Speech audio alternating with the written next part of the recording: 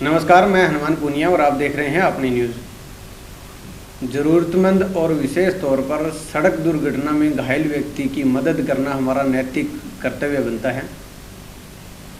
लेकिन कई बार इस जो नैतिक कर्तव्य की पालना के दौरान कुछ ऐसा इतना बड़ा नुकसान भी हो जाता है कि उसकी हम कल्पना भी नहीं कर सकते। जी हाँ, हम जिक्र कर रहे हैं जींद जिला के गांव खेड़ा खेमावाती की। वहां पर कल एक ऐसी घटना घटित हुई जिसकी कोई भी व्यक्ति कल्पना नहीं कर सकता।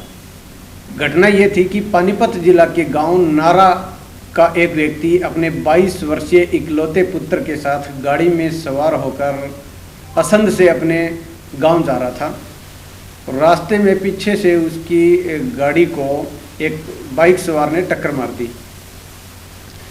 अब पीछे से टक्कर लगी है तो इसमें जाहिर सी बात है कि जो गलती है वो प्रथम दृष्टि से अगर हम माने तो वो बाइक सवार की थी।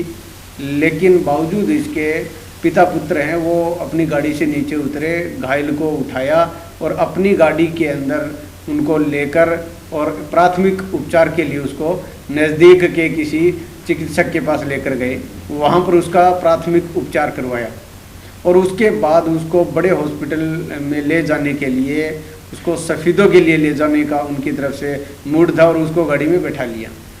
और उसने कहा कि उसको ज़्यादा चोटें नहीं है, इसलिए उसको उसके गांव खेड़ा खेमावाती के अंदर छोड़ाएं। तो जाहिर सी बात है, नॉर्मल सा ये इशू था कि चोट हल्की थी और उसको गलती भी उस जो जिसको चोट लगी है, जो घायल है, उसको थी, उसी की गलती थी। और ऐसे में एक इंसानियत के नाते उन्होंने पिता पुत्र ने अपनी गाड़ी में उसको बिठाया और उसके गांव में ले गए। लेकिन यहाँ ले जाने के बाद उनके साथ ऐसा हुआ जिसकी उन्होंने कल्पना भी नहीं की थी। हुआ ये कि उसके जो परिजन है, घायल के परिजन है, उन्होंने जो उसको घायल व्यक्ति जो हुआ है उसको जो चोटें आई है उसका जिम्मेवार उन पिता पुत्र को मानते हुए उनसे बड़ी रकम वसूलने के लिए उस पर उन दोनों पे दबाव डाला और उन्होंने कहा कि इसका हम उपचार करवाएंगे और इसके लिए इसको काफ़ी मोटी रकम उनसे मांगी गई। तो ऐसे में एकदम से इतना कुछ राशि उनसे मांगी गई, मोटी रकम मांगी, तो पिता पुत्र ने इस पर जाहिर सी बात है कि अपनी असमर्थता उन्होंने जाहिर की। और ऐसा करने के बाद जो घायल व्यक्ति था उसके जो परिजन है उन्होंने पुत्र को, क्योंकि जो ड्राइवर था वो पुत्र था 22 वर्षीय विकास नाम से, तो उस पुत्र को बुरी तरह से पीटना शुरू कर दिया। 8-10 जो लोग थे घर के सदस्य, जिसमें कई महिलाएं भी शामिल थी, लाठी डंडों से बुरी तरह से पीटना शुरू कर दिया। और बीच बचाव के अंदर जब पिता आया तो उसको भी काफ़ी चोटें आई।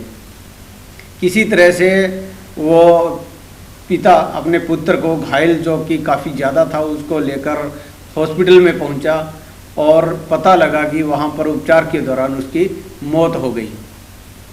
और पिता भी गंभीर रूप से घायल था और उसका अभी भी उपचार चल रहा है।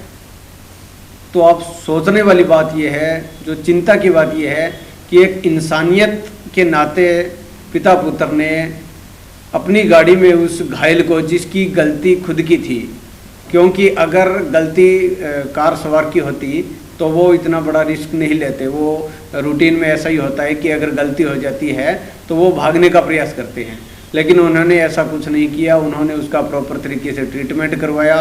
प्राथमिक उपचार के बाद उसको बड़े हॉस्पिटल में भी लेके जाने का उनका मूड था, विचार था, लेकिन ज़्यादा चोटें ना होने की वजह से उसको उसके घर तक भी छोड़ के आने की उन्होंने हाँ कही और वो घर तक छोड़ के भी आई। लेकिन ऐसे में जब वो वापस आए तो उन्होंने अपना 22 वर्षीय इकलौता पुत्र, इस इंसानियत के भेंट चढ़ गया। इंसानियत जो उन्होंने दिखाई उसकी भेंट उसका इकलौता पुत्र चढ़ गया। तो अपने समाज के अंदर इतनी इस तरह की घटनाएं बड़ी एक शर्म की बात है। और इस तरह की अगर घटनाएं होती है तो हर एक व्यक्ति विचार करता है, सोचता है कि क्या उस पिता पुत्र ने इतनी बड़ी गलती कर दी, एक इंसानियत के नाते उन्होंने उसकी मदद करके इतनी बड़ी गलती कर दी।